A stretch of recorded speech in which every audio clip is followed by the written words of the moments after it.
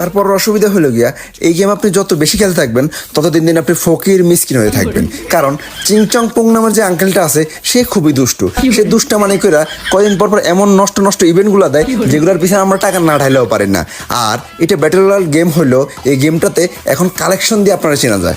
আপনি যদি top up না করেন, কালেকশন না করেন, তো আপনারা সবাই বট করবো। কিন্তু আপনি মনে করেন গ্লুয়ালও মারতে পারেন না, কেমনে গুলি করে হেটাও জানেন না, আপনার কাছে কালেকশন আছে, আপনারা সবাই দেখলে ভাই বিগ ফ্যান, ভাই ও ভাই কি কালেকশন ভাই। তারপর আপনি হাজার হাজার টাকা ঢালার পর আপনার এটা বড় হয়ে গেল, তখন আরেকটা সমস্যা আছে।